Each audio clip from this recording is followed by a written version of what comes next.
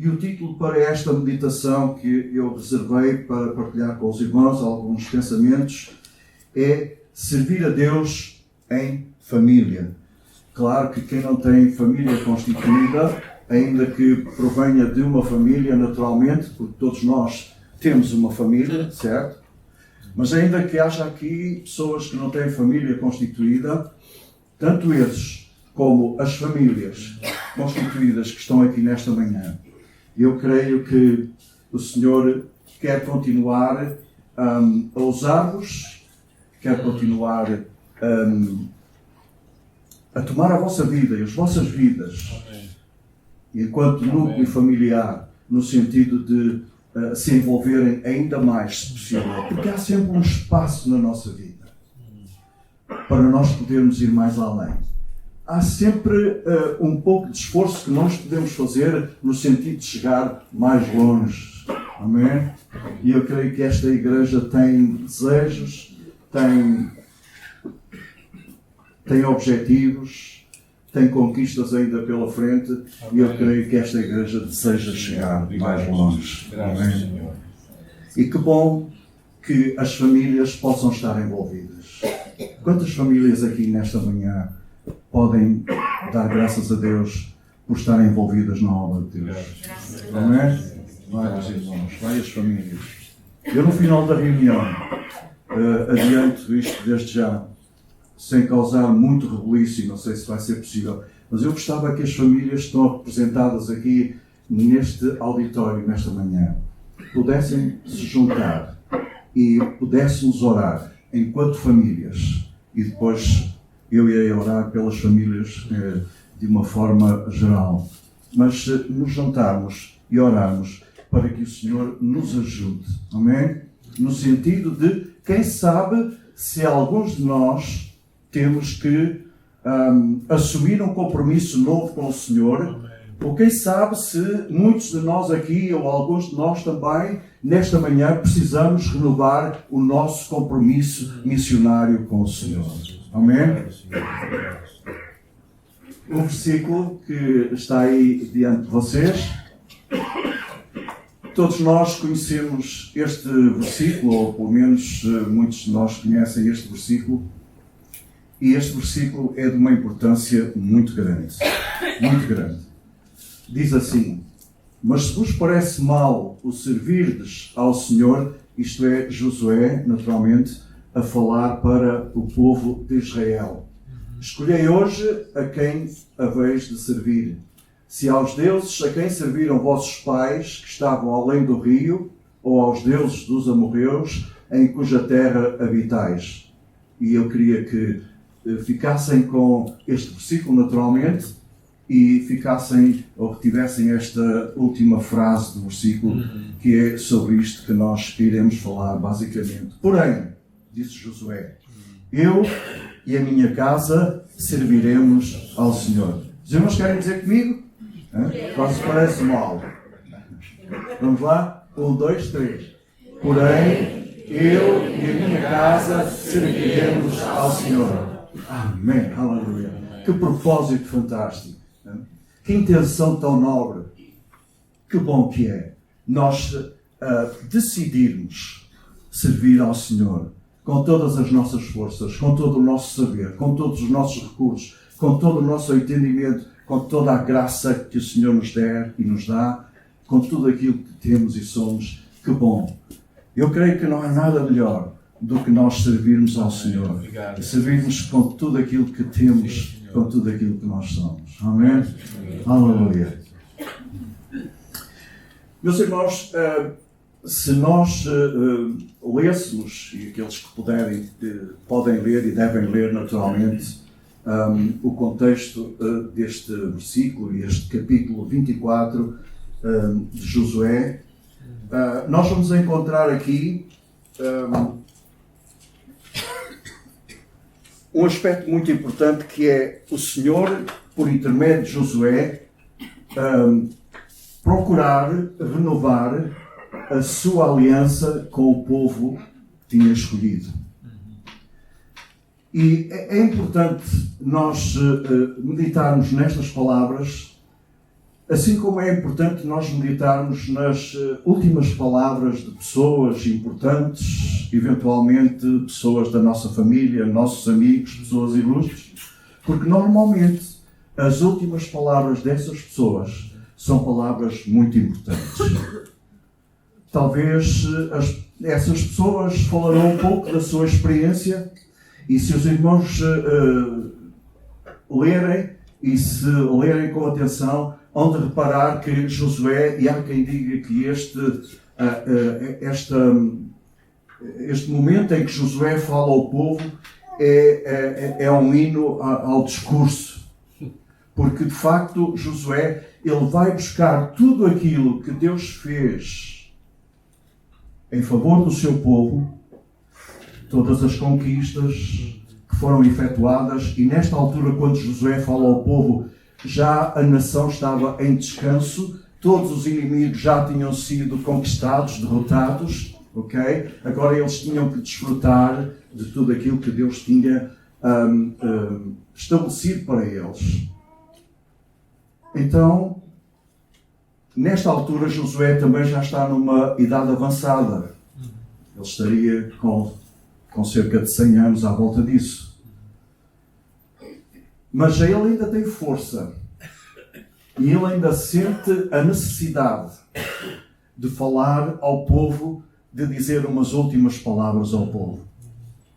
E quando ele fala, como eu disse, ele vai buscar, e em retrospectiva, ele fala de todas as maravilhas que o Senhor tinha feito em favor do seu povo. Mas ele percebe também que há alguns que, passados todos estes anos, começaram de algum modo a olhar para trás, olhar para o Egito, eventualmente. Talvez começaram a surgir algumas influências não muito boas, e Josué sente-se na necessidade de, no último discurso, digamos assim, na última oportunidade que ele tem de falar ao povo, de chamar o povo à razão. Por isso ele começa por fazer referência às maravilhas do Senhor, não é? Mas se, no entanto, eles entendessem, ainda assim, eles eram livres de poder seguir o seu caminho. Só que isso teria consequências, naturalmente. Mas Josué apela ao povo e ele diz: escolhei hoje a quem servir. Porém, eu e a minha casa serviremos ao Senhor. Josué estava determinado em continuar a servir ao Senhor.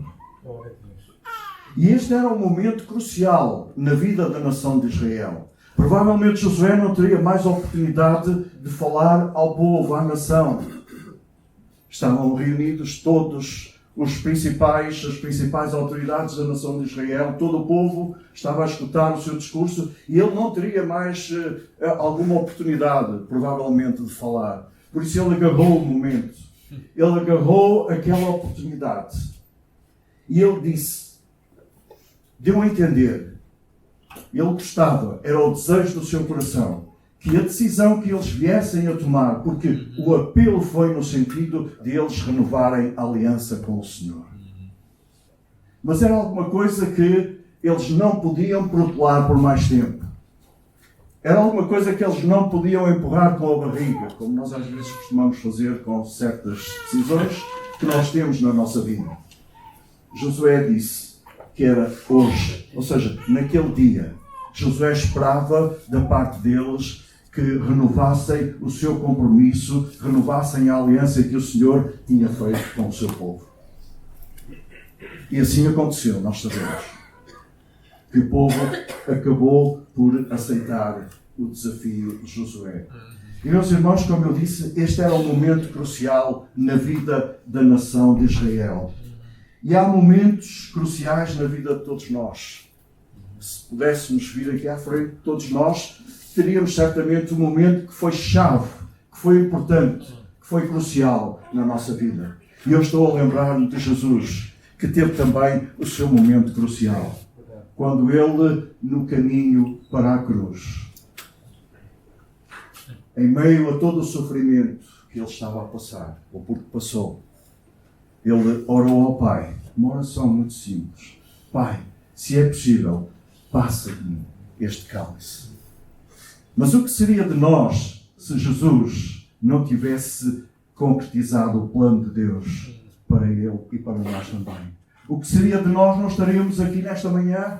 Não haveria a congregação do caminho, como não haveria tantas outras, como não haveria cristianismo, como o Evangelho não seria pregado, não seria levado às nações. Mas, graças a Deus, e muito obrigado, Jesus, porque deste a tua vida por nós. Foste até ao fim. Não é? Naquele momento crucial, ele não vacilou. Quando ele faz esta oração, não é de alguém que está indeciso, não. A dor, o sofrimento, a angústia que ele estava a viver naquele momento levaram-no a proferir aquelas palavras. Não que ele estivesse disposto a voltar atrás. Sim. Na realidade, ele levou por diante aquilo que Deus tinha planeado, o Pai, para ele. E foi até à cruz, morte de cruz, para que nós tivéssemos vida. Amém? Através da sua morte, nós tivéssemos vida e nós tínhamos vida hoje e vida com abundância. E esta vida que nós temos, meus irmãos, é a vida que as pessoas aí fora precisam também. O que é que significa servir ao Senhor?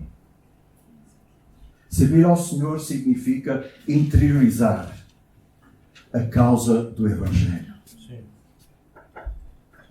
E depois irmos pelo mundo e levarmos o Evangelho, anunciarmos as boas novas do Evangelho. Amém? Isso é que é servir ao Senhor, em poucas palavras.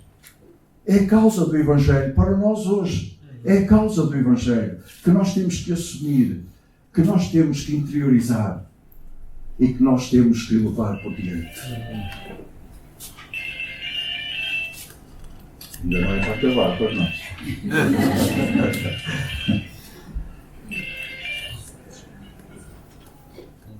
Quando, há uns anos atrás, há vários anos, eu tive também um momento crucial na minha vida.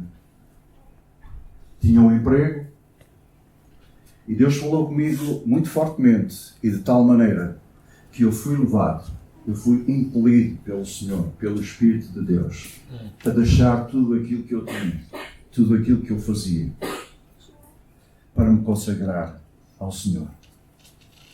E a partir daí deu-se início a um processo em que eu fui para a escola bíblica e já agora, abrir aqui um parênteses, foi lá que eu conheci a minha querida esposa, a Bertina. Eu estava a estudar e ela estava lá a trabalhar no Instituto de Correspondência Internacional, no então Instituto de Correspondência Internacional. E ela esteve lá um ano só, mas foi o suficiente para nós nos conhecermos e a partir daí vocês sabem como é que as coisas acontecem, não é? E aconteceram ainda bem, porque já se passaram vários anos e nós estamos a servir ao Senhor também. Então, todos nós temos o nosso momento crucial e quem sabe se nesta manhã este culto será o momento, será o ponto crucial em que nós vamos ter que tomar uma decisão. Talvez nem todos aqui nesta manhã, nem todas as famílias estão ativamente envolvidas na igreja. Mas eu creio que o Senhor quer que todos nós estejamos de alguma maneira envolvidos. Quem sabe até se alguém sairá para o campo missionário. É verdade que nem todos são chamados para o campo missionário. Alguns vão, e eu louvo a coragem desses, assim como o Senhor nos teve que dar coragem e ousadia também, para nós um dia entrarmos no campo missionário. E o nosso primeiro projeto missionário foi no Desafio Jovem, onde servimos no princípio, porque depois numa fase posterior houve ali um parênteses que se abriu e nós mais tarde voltamos. Mas da primeira vez que nós fomos para este novo campo missionário, estivemos lá cerca de 2 anos. E o Senhor mais uma vez falou connosco. E agora levou-nos a pensar num lugar muito distante, que nunca passou pela nossa mente. que algum dia nós iríamos para o Extremo Oriente. Para aquela que então era uma cidade que estava sobre a jurisdição portuguesa, Macau. Todos nós já ouvimos falar. Hoje Macau não pertence a Portugal, não é? Pertence à China, mas o Senhor levou-nos até àquele lugar. Mais tarde, o Senhor levou-nos a um outro lugar, um salto enorme. Passamos do Extremo Oriente e fomos para a África, onde estivemos ali não muito tempo. Foi talvez o lugar onde estivemos menos tempo, cerca de 1 ano. Mas ali também pudemos servir ao Senhor e pudemos conhecer gente bonita, gente magnífica ali naquele país, que o Dr. Jorge Cruz também ainda há pouco mencionou na sua apresentação do projeto que ele incorpora também. Então, este tem sido a nossa vida. O Senhor nos tem chamado. Mas eu admito, claro, que nem todos poderão ir. Mas uma coisa eu sei, ou pelo menos 2 coisas eu sei, é que muitos de nós podemos orar. E quando nós falamos em missão, nós falamos nisto. Falamos naqueles que são enviados, falamos naqueles que ficam na retaguarda a orar. E isso todos nós, creio eu, podemos fazer. E também ainda há outro aspecto do nosso envolvimento na obra missionária, que é a contribuição. Os irmãos sabem, ou pelo menos calculam, imagino que saibam, que por cada família de missionários são precisas várias famílias para apoiar esse missionário, esse casal de missionário ou essa família. Normalmente é assim que acontece. É por isso que as igrejas juntam as famílias, desafiam as famílias, e creio que vocês muitas vezes têm sido confrontados com este desafio de apoiarem este projeto, apoiarem aquele, apoiarem este missionário, apoiarem o outro. Porque dificilmente haverá uma única família que apoie na íntegra uma família que é enviada para o campo missionário.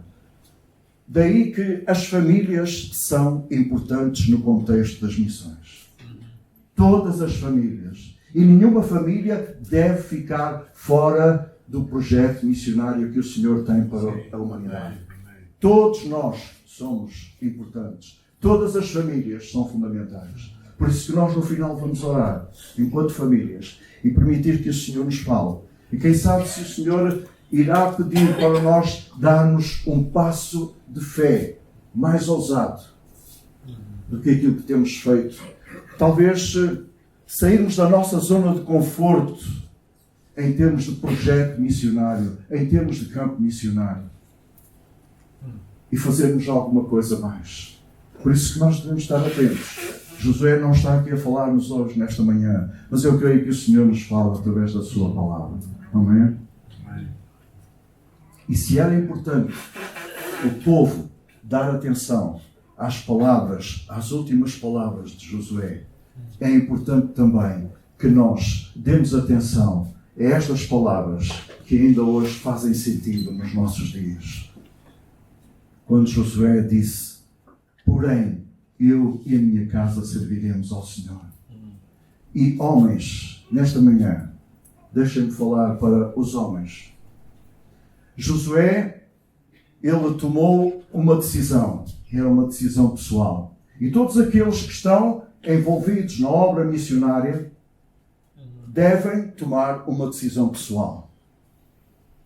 Naturalmente, independentemente de sermos homens ou mulheres, mais novos ou mais velhos, a primeira decisão é uma decisão pessoal. A segunda decisão é que, como líderes espirituais das nossas famílias, nós precisamos tomar. Homens, como líderes espirituais das nossas famílias, nós temos que tomar a decisão de levarmos a nossa família a se envolver na obra de Deus. E depois Josué falou para o exterior, falou para o povo e desafiou-os a eles renovarem a aliança com o Senhor. Meus irmãos, eu creio, acho que com a Bertina aconteceu isso, e comigo também, fruto do envolvimento dos nossos pais, da dedicação dos nossos pais à causa do Evangelho, consciente ou inconscientemente, isso começou a tomar forma nas nossas vidas. A Bertina, creio que já disse aqui, hoje, se não disse, disse ontem, a família dela, os pais, e eles, enquanto família, serviram no longínquo Timor, também, durante alguns anos. E foi um tempo fantástico, também um tempo difícil.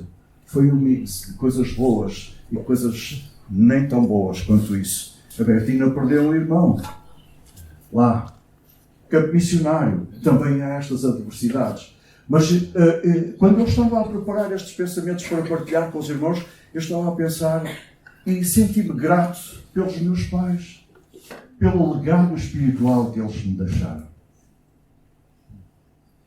Eu penso que esta paixão que eu tenho por servir ao Senhor, juntamente com a minha família, eu creio que eu herdei deles, assim como a Bertina também. Por isso que nós estamos juntos a servir ao Senhor há vários anos e continuamos determinados em servir ao Senhor. Amém. Os anos vêm, os anos passam, muitas coisas acontecem na nossa vida. Os filhos casam, deixam a casa, fica o ninho vazio. E depois, o que é que vamos fazer? Mas nós temos um propósito, que é continuar a servir ao Senhor. Amém? Aleluia. E é isso que nós temos feito até o dia de hoje. E enquanto o Senhor quiser e nos der forças, nós vamos continuar a servir ao Senhor. Com cerca de 100 anos, ali está um homem diante do povo a lançar um desafio. Sabe, Josué, para mim, é um personagem fantástico. É um dos personagens que eu mais gosto em toda a Bíblia. E se nós vemos a história de Josué como personagem, e depois se virmos o livro também, um livro tão interessante, e quando comparado com números, nós vemos o livro de Josué, que é um livro cheio de ação, um livro cheio de atividade, é um livro que nos fala de posse, um livro que nos fala de conquista, e ao lermos este livro, nós ficamos empolgados naturalmente, e desejamos que aquilo que aconteceu com Josué e com os seus pares aconteça connosco, aconteça com a nossa família também. Mas Josué foi um homem fantástico. Claro, Deus usou Josué de uma forma tremenda. Lembram-se daquele episódio com os espias? Certo? Josué e Caleb, eles faziam parte desse grupo. Conhecemos a história. Foram eles os únicos que ficaram firmes diante do povo e na presença do Senhor, e com uma tremenda ousadia eles disseram: não, nós vamos conquistar estes gigantes. Eles não poderão impedir-nos de tomar posse daquilo que o Senhor tem preparado para nós. Amém? Esses gigantes, eles serão derrotados, eles serão aniquilados. Eles não poderão impedir-nos de nós avançarmos. E depois nós chegamos ao livro de Josué e vemos, e é curioso que o livro de Josué começa com um desafio. Deus lança um desafio a Josué. Moisés, entretanto, já tinha passado à história. Foi um líder fantástico também. Mas como todos os líderes, como todos os bons líderes, um dia vão passar à história. Mas a obra do Senhor continua. Amém? A obra do Senhor continua. A causa, o propósito do Evangelho tem de continuar e outros líderes serão levantados. E no capítulo 1 de Josué, nós vemos Deus a desafiar Josué e a dizer: meu servo Moisés é morto, eu quero que sejas tu agora. E eu posso imaginar Josué a pensar: mas quem sou eu para substituir o grande Moisés, a quem ele tinha servido de uma forma fantástica também, e de quem tinha aprendido coisas fantásticas. E tinha sido inspirado também ao ver a forma como Deus usou o seu servo Moisés. E agora Deus estava a falar ali para ele e a dizer: eu quero que sejas tu a tomar a liderança da nação de Israel. E vemos este homem, ao longo destes 24 capítulos, uma história fantástica, tão bonita, tão empolgante, tão encorajante, tão dinâmica, a chegar depois a este momento em que agora é ele a lançar um desafio. No princípio, como eu disse, Deus lançou um desafio a Josué. E agora Josué lança o desafio à nação. Meus irmãos, nesta manhã, Será que nós estamos dispostos a dizer ao Senhor: Senhor, eis-me aqui? Como família, será que nós estamos dispostos a renovar o nosso compromisso com o Senhor? A nossa aliança com o Senhor? Estamos dispostos a dizer ao Senhor: Senhor, eis-me aqui, a mim em primeiro lugar. E eis a minha família também. Aqui estamos nós prontos, aqui estamos nós disponíveis para te servir. E eu vou concluir, meus irmãos, com um versículo do apóstolo São Paulo. Na segunda carta que ele escreve aos Coríntios, capítulo 5, versículo 14, creio eu.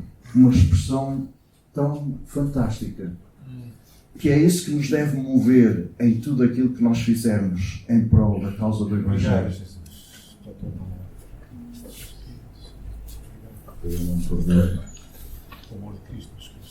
Exatamente.